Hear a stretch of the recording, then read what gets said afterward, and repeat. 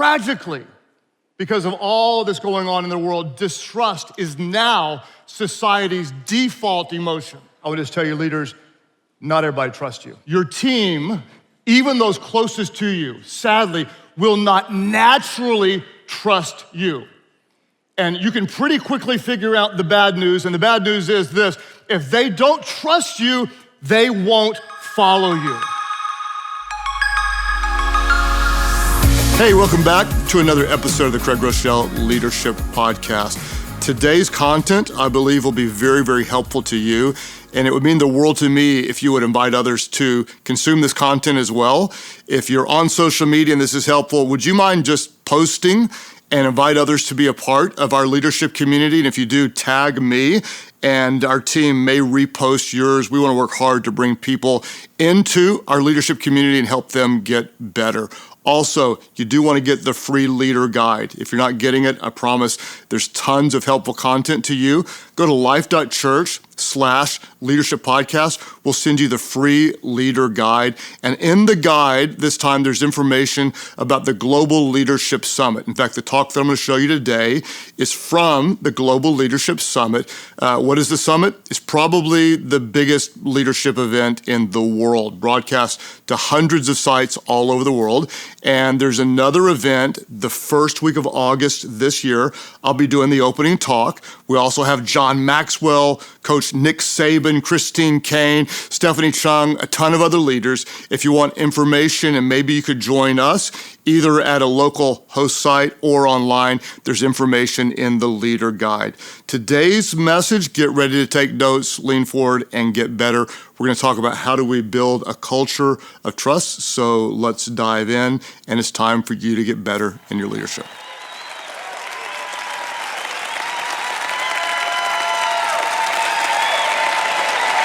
Welcome.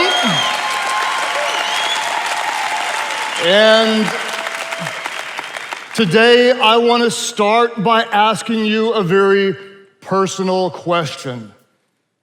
And I'll tell you, I'm nervous to ask you this because I'm very insecure and I don't want you to hurt my feelings. But I'm going to ask you a personal question. If you're ready for it, say, I'm ready. Are you ready? Ready. I'm curious, as a leader, do you trust me?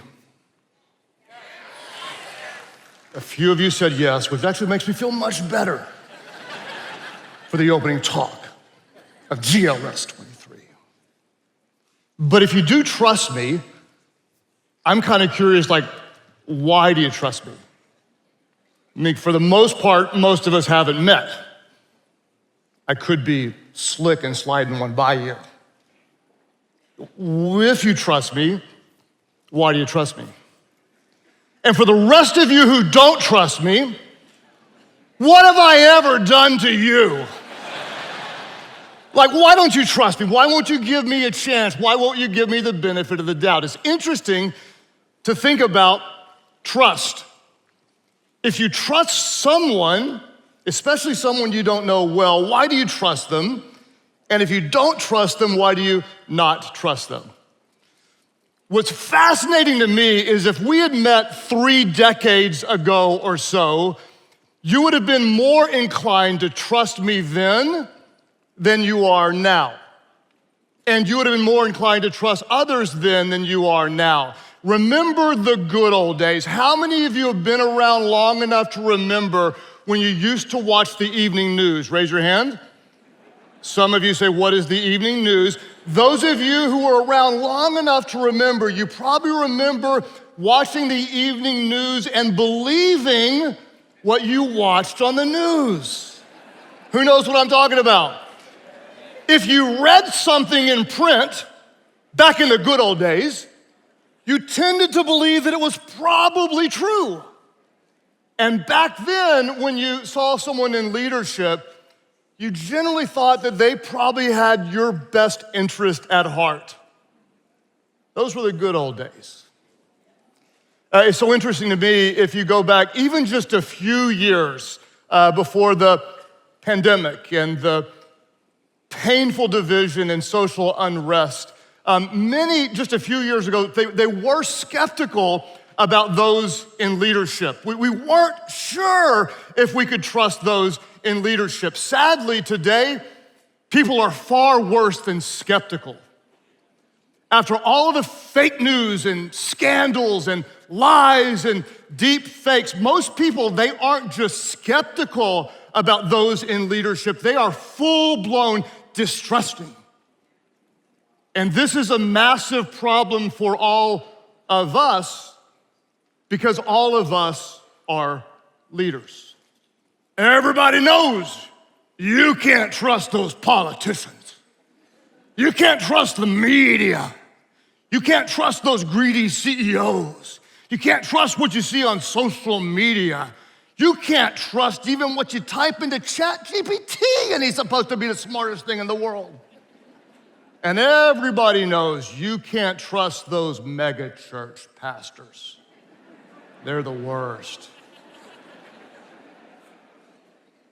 I say that kind of in joking, but I would say truthfully that perhaps for many of you as leaders, the number one biggest challenge that you're going to face today is that people are not going to give you the benefit of the doubt. In fact, according to Edelman's Trust Barometer, you may say, what is Edelman's Trust Barometer? What I want you to do for a moment is trust me, it's a thing. And I didn't know what it was until I researched trust, but these would be considered the foremost experts on studying trust. And according to the Edelman's Trust Barometer, more than 1/2 of the population won't trust someone or something until they see evidence. If this doesn't get your attention as a leader, you better sniff some smelling salt and wake up. Because this creates tremendous problems to move people from one place to another. I'll just say it this way, tragically, because of all that's going on in the world, distrust is now society's default emotion. And so for the opening talk of the 2023 GLS Summit, I want to talk to you about this subject. The future of leadership is trust. Let's dive in. If I have not offended you up to this point, I will at some point, so I might as well get it done right now. I would just tell you, leaders, not everybody trusts you. There are some people around you that may have been with you for a long time that trusted you at one point, and they don't trust you today the way they did before. Your team, even those closest to you, sadly, will not naturally trust you. And you can pretty quickly figure out the bad news, and the bad news is this: if they don't trust you, they won't follow you. So what I know about you is that you are very, very wise leaders because you are investing in your leadership and you're getting better. And we know that everyone wins when the leader gets better. I know you're a wise leader, and because you're a wise leader, you're gonna ask, well, how can we bridge the gap? How can we close the distance from people who are more skeptical and create a culture where people are trusting and will buy into the vision and give their whole hearts to it? How then, if they don't naturally trust, do we create a culture of trust? And I need to tell you the answer is not a pizza party. It's not doing trust falls. It's not playing games with your staff. Creating trust today is going to take more intentionality on your part as a leader than you can imagine. And so based on my in-depth research, I want to give you an equation today that will help give you the tools to build the necessary culture of trust so you can do what you've been called to do. The equation goes like this. 3 contributing factors. Transparency plus empathy plus consistency equals trust. Let's all say this aloud. I need people around the United States and all over the world. Let's say it aloud. together, ready? Transparency plus empathy plus consistency equals trust. It takes all three of these qualities to create trust. And if you lack one of these as a leader, your trust quotient immediately is diminished. I want to give you a little heads up because sometimes you lose focus during a talk and you check Instagram or you text your kids or whatever. I want to just give you a little insight. At the end of the talk, what I'm going to do is I'm going to ask you to stand up for the one quality that you need to develop most. So as we go through this, I want you to listen and say, of these three, transparency or empathy or consistency, which one needs the most development in your leadership so you can create the necessary culture of trust to do what you're called to do. So let's break them down, and then you listen for your one. We're gonna start with what I call transparency, a truth to share. As leaders, you must be transparent and share truth. And the problem is that most of us, because of our insecurities and because of our fears, most of us are selective or even protective about what we share. In fact, I was taught by a mentor of mine. If you don't know, I am a pastor, and I had a pastor mentor, and he taught me to guard what he called, I love this name, he called it the pastor's mystique. That's just cool. Pastor's mystique. It sounds like body spray for a 14-year-old. The pastor's mystique, right? And so what he did was he said, like, as a pastor, you've got to appear just a little bit above everybody, and you've got to be strong, and you can't show your weakness, which is really easy for us as pastors, because what you don't know is once we're ordained, we glow in the dark. Amy loves it. I turn the lights on and boom, the lights go off and then we glow in the dark. And things like lights for us when we're pulling up to a traffic light, they just turn green. My Bible hovers above. It's amazing, the things. And I'm telling you that, obviously joking, we're all incredibly frail. We're all insecure. We all have weaknesses, yet as leaders, we feel this pressure to often show something that we're really not. I still get so nervous. I'm nervous as I can be today. I used to always throw up before I'd speak. Amy will tell you, I just and I vomit in a bucket, and then I come out and say, God is good, right after I made my offering in a bucket of praise, And so,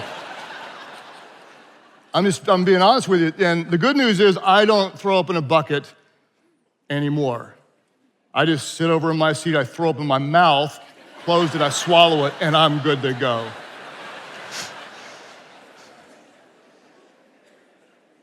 Is that too transparent?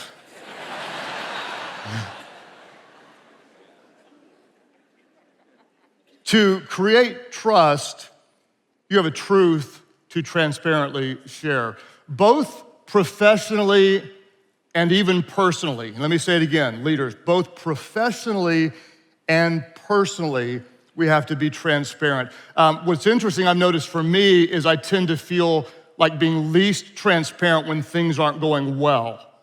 Like, how's the church going? Oh, praise the Lord, good. It sucks. I don't want to talk about how it's really going when things aren't going well, and especially with my team, because I don't want them to worry. But here's what I've noticed. If I hold back on communication because I don't want them to worry, whenever communication decreases, uncertainty increases. And what I've noticed with our leaders today is when something is unknown, the unknown feels unsettling at best and threatening at worst. And so what do you do when you're leading something and the news is not good? There's bad news. What if the news is bad and you don't want to rattle your team? I always tell myself this, that it's better to disappoint your team with a hard truth than to deceive them with a lie. It's better to be honest about where you are when where you are isn't where you want to be than it is to deceive them by making them think something that isn't true at all. In fact, it may be counterintuitive, but when you actually tell the truth and acknowledge what they already know, you do not lose trust, but you build trust. And if you don't acknowledge that there's a problem in the room, you have no idea how much credibility you're losing by not telling the truth. Because if your team doesn't know and then discovers, they won't feel included. And I would say it this way, that someone who doesn't feel like they're a part will never bring their whole heart. Now, I know that rhymes and it's kind of cheesy. I try not to make it rhyme, but I do it all the time. It just happens, okay? But don't lose the power of it. If they don't feel like they're in the know, if they don't feel like they're a part, they don't have the ability to consistently bring their whole heart. And so we want to do this professionally. Here's where we are. Even when things aren't going well, I would say especially when things aren't going well, you acknowledge it. If you don't, you lose a ton of credibility. And then you also want to be very transparent personally. And I would say with wisdom and strategic transparency personally, because honestly, good, this true story. I heard a leader come into a room one time and say, my hemorrhoids are flared up, so if I'm standing funny, it's because of my hemorrhoids. Don't do that, okay? Don't do that. Keep that as a prayer request between your prayer friends. That's not what I'm talking about. But what I am talking about is doing a little bit of what I did when I told you that I am actually ridiculously nervous today because I really care about you and I want to do a good job. You need to do that, to open up occasionally about your own weaknesses as a leader, about your own fears, and even about your own insecurities. For example, I'll share with you something that's not easy for me to share, but the challenges of the COVID season, man, is hard on all of us, right? I mean, like, would you please somebody just like nod really big so I don't feel alone? Like, can we just like cry together, okay? I mean, really, really, really, really hard. And it shook a lot of my confidence. I feel like I couldn't do anything right. I mean, you got these people like going, if you're not wearing a mask, you're gonna kill the world. And the other half of my church was like, if you make us wear masks, you don't have faith and you're going to hell. Going, I think I care and I have no faith and I'm dying and I'm probably going to hell. I couldn't get anything right. And then one of the most painful things that I'd ever endured in leadership hit me when a couple of leaders that I trusted stopped trusting in me and didn't give me the benefit of the doubt and became critical. And I can't tell you what it did to my confidence. It's like I'm the Craig Groeschel Leadership guy. I'm the opening talk GON guy. And I want to quit because I can't even make a decision. And then when I make a decision, I'm hedging. And the quality of my leadership went from, if it was a 7, it went down to like a 2. And so here's what I did.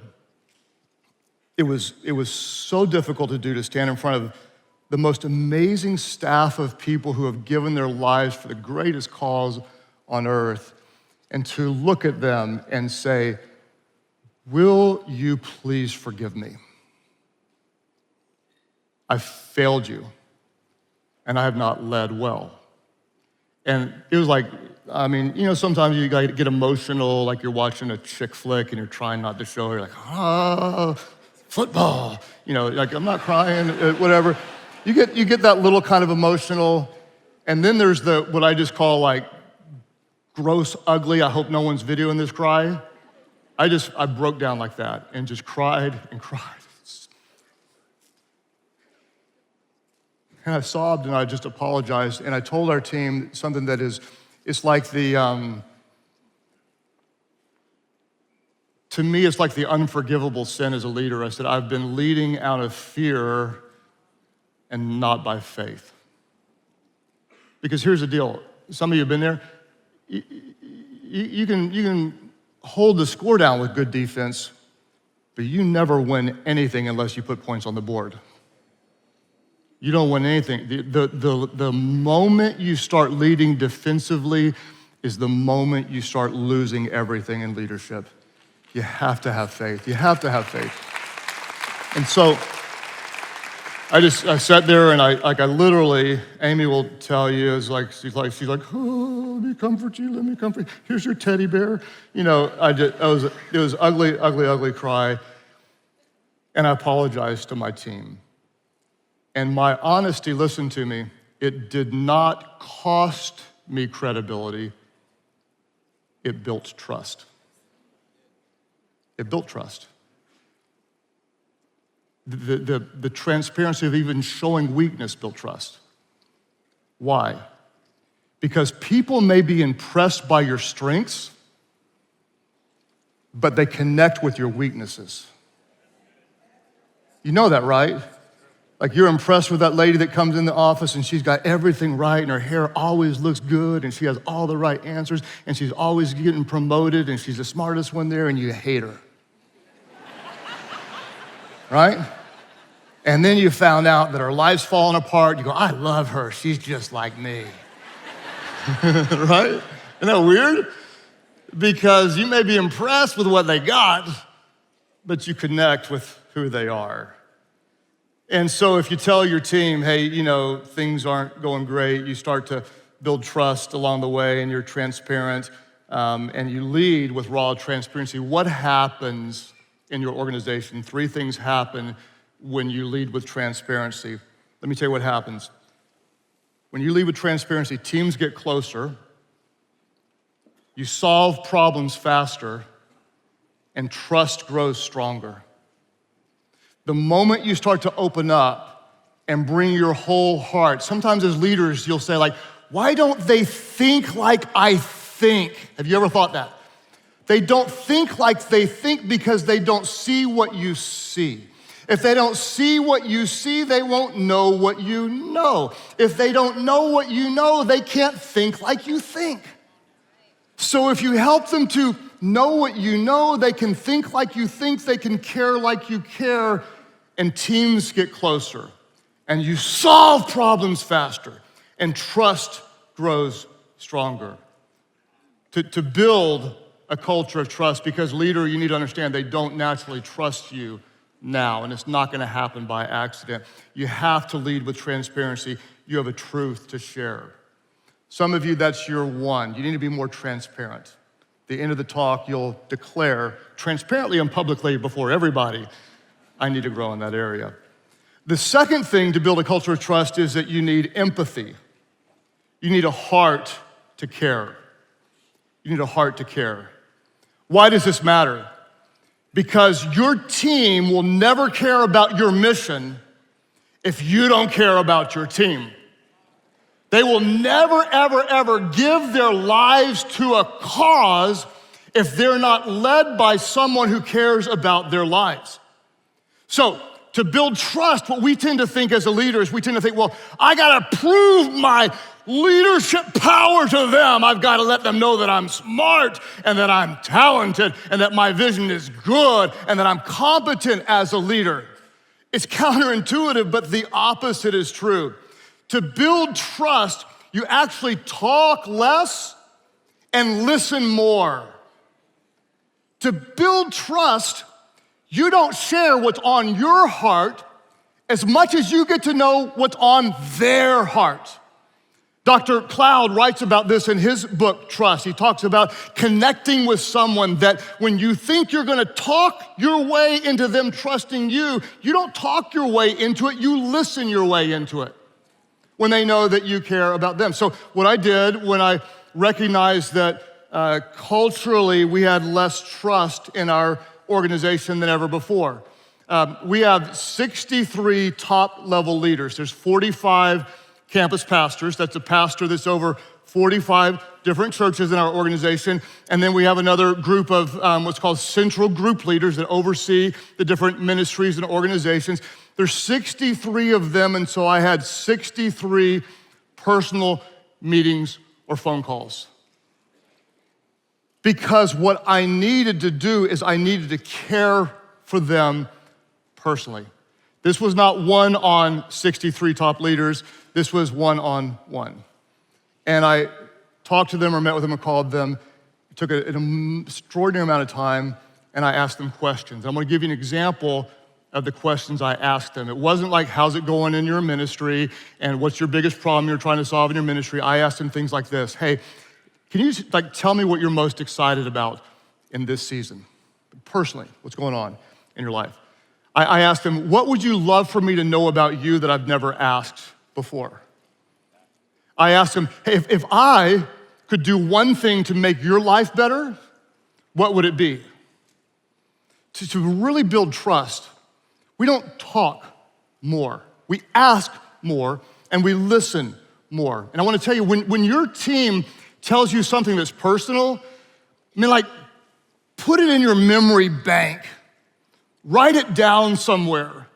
And the next time you see them, ask them about their 4-year-old that they're worried about. Ask them about how they're doing when they lost their mother. Ask them about something that matters to them. Why? Because you don't just care about what they do, but you care about who they are. That's what sets you apart and sets your team apart. It's to show that you care, it would be summarized with 4 words. I notice and you matter. I notice and you matter. Just for fun, wherever you're sitting, would you look at the person sitting next to you and just say, I noticed you came ready today. Tell them what you do matters. Tell them what you do matters. Now what I want you to do is I want you to look at the other person, your second choice. Your second choice, tell them you matter too. You matter too.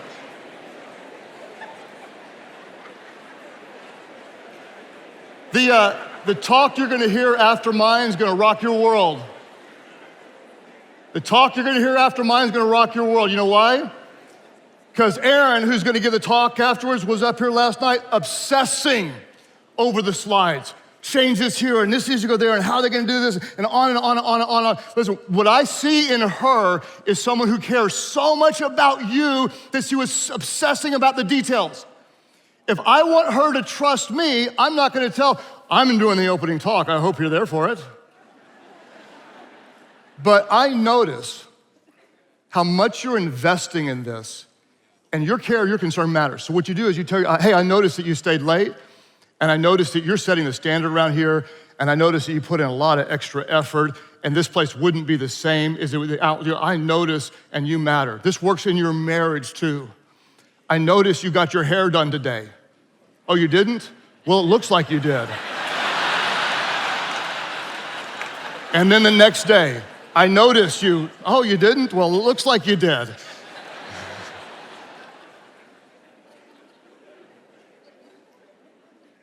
Because to build trust, it's not about you looking good, it's about you loving well.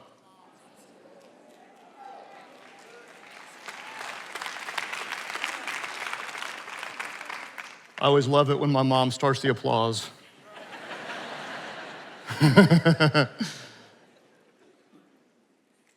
not gonna naturally trust us today. There's more skepticism. So we have to lead with transparency. We have a truth to share. We have to lead with empathy. We have a heart to care. And then leaders, you're gonna have to build trust. You're gonna have to lead with consistency in order to build a culture that people trust. Consistency, a culture to trust.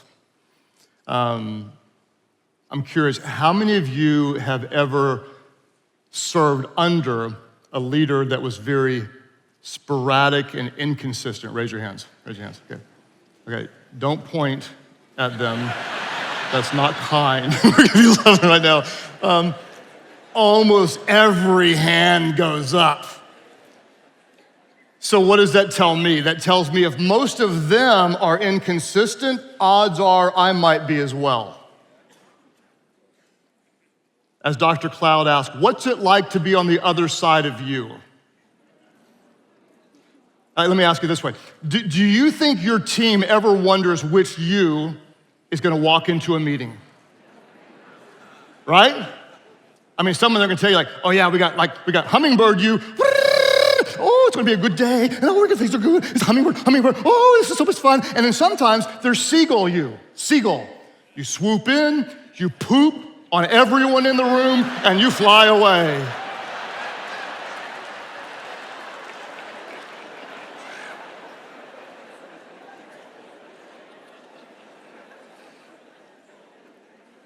Right? You think your team ever wonders which you is gonna walk in the room? Because some of you, you've got a different mood for every meeting. You have a different plan every week. You have a different direction every quarter. And that's why one of the best strategies to build trust is to lead with consistency. Be consistent with your expectations. Do you know why most team members don't meet your expectations? Here's why. The number one reason team members don't meet expectations is because the expectations are rarely clear. Oh, you got so quiet. It's like I'm talking about your boss sitting right next to you right now and you're afraid to breathe. Don't breathe, just look forward. Act like you don't know what I'm talking about, right?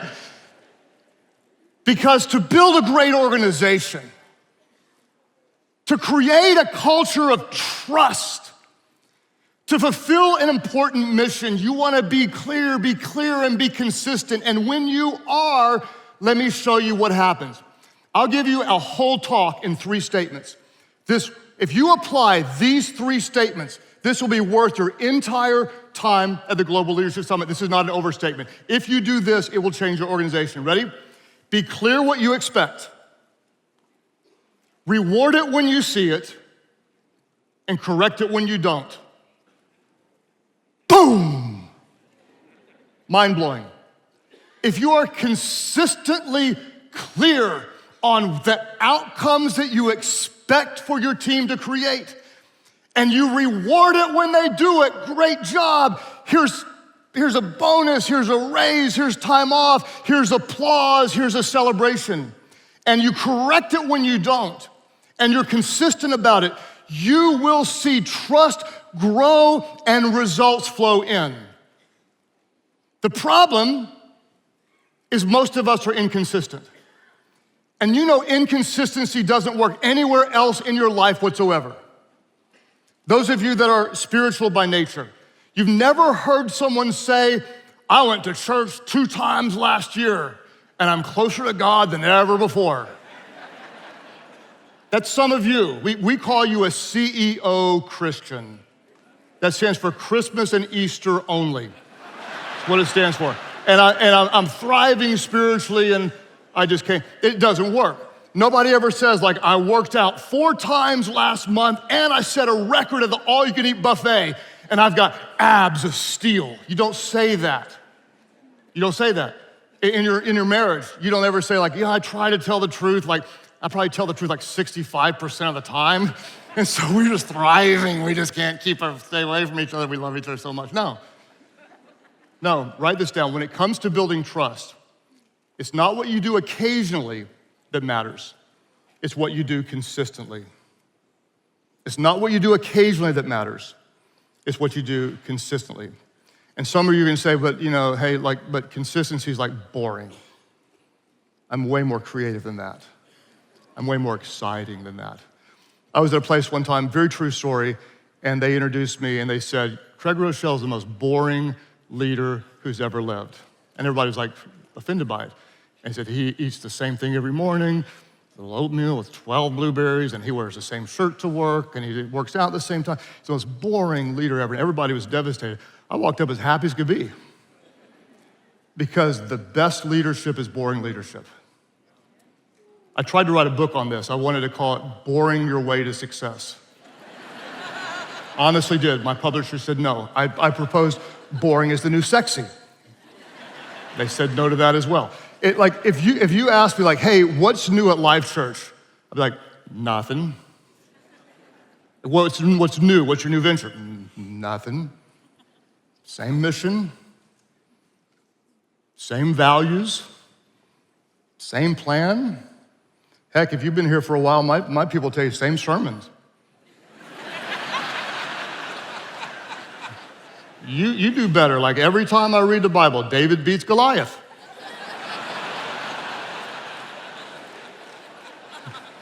Noah builds an ark. And every Easter, the tomb is empty. I mean, one year you come in like, he's still there. It just doesn't work, you know.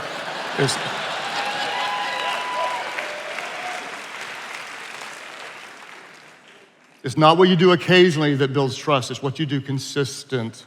It's what you do consistently. What does consistency create?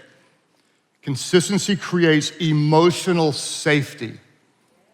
I know I'm safe here. I can trust where they're going.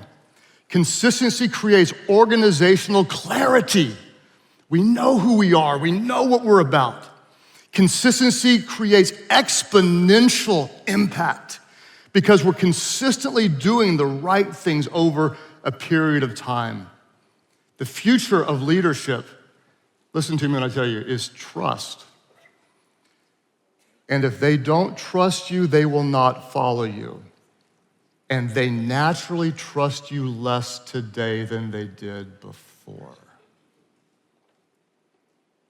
So, back to my opening question. As a leader, do you trust me? And if you say yes, why? And in my mind, as I prepared this talk, I assumed that many of you would not be as trusting today as you would have been before. And so let's review our three things, and you can try to work on which one is yours. Transparency plus empathy plus consistency equals trust. So since I assumed that by nature, because of where society is today, you might not trust me, I knew that I had to be a little bit transparent with you. And so what I did was I opened up and I told you I am actually insecure. And I told you a story that is one of my most embarrassing leadership moments because it wasn't just a mistake, it was a bad season of insecure leadership. I was transparent with you. And I showed empathy along the way by telling you it's incredibly difficult to do what you do. It's more difficult to lead today now than it ever has been before. And then what I want to do is, like, honest to goodness, I just want to be consistent. Meaning, when we started the Craig Groeschel Leadership Podcast 9 years ago, first Thursday of every month, it's going to be about 20 minutes, gusting up to 25 minutes. It's just like clockwork. This is my 6th year to have the unbelievable, indescribable honor of doing the opening talk for the conference that changed my life in leadership. And so, thank you. When I tell you that I started working on this talk 10 months ago, it's because I started working on it 10 months ago. And I'm already working on next year because I want to do everything I can to consistently value you by adding something that helps you get better. Because I believe in you. I believe what you do matters. So what I want to do is I want to ask you, which one is your one? Where do you need to grow in your leadership? And you're going to ask, how do I build trust? How do I build trust with others? Let me fundamentally tell you this, that to earn trust, you have to give trust. You have to give it. And what you're going to do is you're going to ask, well, how do I know if I can trust this person? How many of you have ever wondered that? You got so many, are they ready for it? How do I know if I can trust them? You're going to want to write this down because this is revolutionary. How do I know if I can trust them? Write this down. The best way to figure out if you can trust someone is to trust them. There it is. And that's the truth. You're going to have to take a risk on people, just like someone took a risk on you. Because you didn't get where you are when you were good. You were sucking at some point in your leadership. But you learned and grew as you led. How do you know if you can trust someone? You're going to have to trust them. But what if they let you down? And let me just tell you, some of them will some of the time. It's going to happen. But remember this. You may be disappointed if you trust too much, but you'll always limit your leadership if you don't trust enough. Some of you, the greatest limiting factor to the future of your leadership is your lack of trust in the people around you. If you have to do it all, listen to me, if you have to do it all, either you're too proud or you're not surrounding yourself with the right people. Because when you have the right people around you and you trust them, they'll end up doing it better than you, and together you'll do something incredibly special.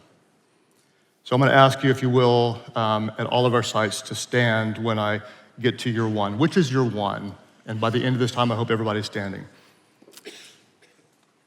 How many of you need to grow in your transparency? Stand to your feet. How many of you need to grow in empathy, showing your heart? How many need to grow in your consistency? Stand to your feet.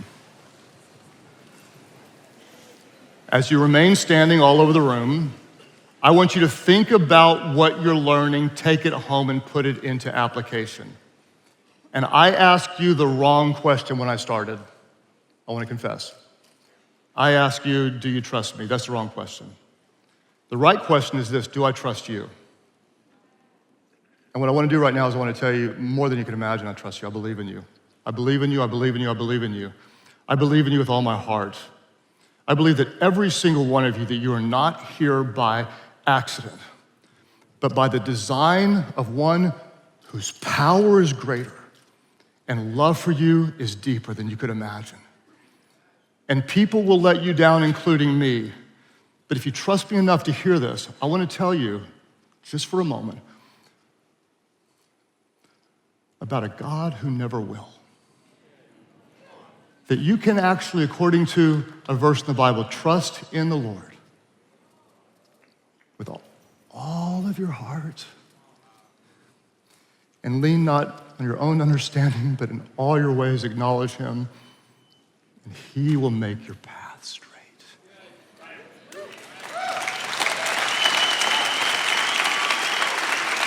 So I believe in you, I trust you, I love you, I believe you'll make a difference, I believe you can be a bright light in a dark world. I believe you'll confront injustices and you'll right wrongs. I believe you can build stronger and more ethical businesses. I believe you can build more passionate and God-honoring churches. I believe that you have the courage to stand up when others back down. And I believe you will get better, because everyone wins when the leader gets better. Hey, I want to tell you again, thank you today for investing a little bit of time to grow in your leadership. And indeed, everyone does win when the leader gets better. We have a bonus episode releasing in the middle of this month. Julia Funt, she's actually one of the speakers coming back to the Global Leadership Summit. We had her on the podcast a few years back, and it's one of the most listened to episodes. If you want to grow in your leadership, be sure to tune in a couple weeks to hear from her. And hey, again, if this is helpful to you, post on social media, hit subscribe wherever you consume the content. I'm going to do my very, very best to bring content that helps you grow in your leadership. It means the world to me when you invite others to be a part. Guess what? You did get better today. Keep on growing, keep on striving, keep on building trust, and we know that everyone wins when the leader gets better.